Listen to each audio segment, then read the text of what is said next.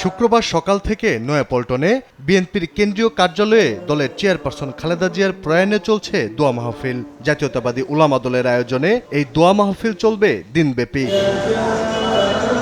একই সঙ্গে চলছে তৃতীয় দিনের মতো শোক বয়ে স্বাক্ষর কর্মসূচিও। নেতাকর্মীরা আজও দলীয় প্রধানের স্মরণে শোক বয়ে স্বাক্ষর করছেন। এদিকে সকাল থেকে নয়াপল্টনের সামনে ভারপ্রাপ্ত চেয়ারম্যান তারেক রহমানের আগমন ও বেগম খালেদা জিয়ার প্রয়াণে টানানো ব্যানার অপসারণ করা হচ্ছে।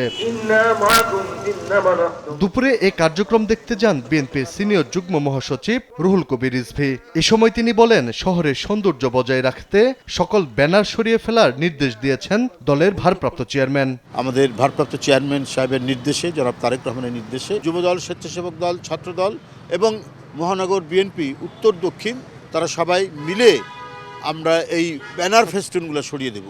ম্যাডামের যেটা শোকের যে ব্যানারটি আছে এটা হয়তো আরও আমরা কয়েকদিন রাখবো, কিন্তু এছাড়া অন্যান্য যে ব্যানার আছে আমরা এটা পরিষ্কার করে দেব সারা ঢাকাব্যাপী। আমরা আজ থেকে এটা উদ্বোধন করলাম এবং এটা সারা দেশে চলবে এবং এটা আমরা ঢাকা মহানগরীতে এটা আজ থেকে শুরু হলো। 3 দিনের মধ্যে আমরা এটা পরিষ্কার করে ফেলব। রাজধানীর পাশাপাশি দেশের অন্যান্য স্থানের ব্যানারও অপসারণ করা হবে বলে জানিয়েছেন রুহুল কবির রিজভী। আলী আক্কাস, আকাশ, দেশ টিভি, ঢাকা।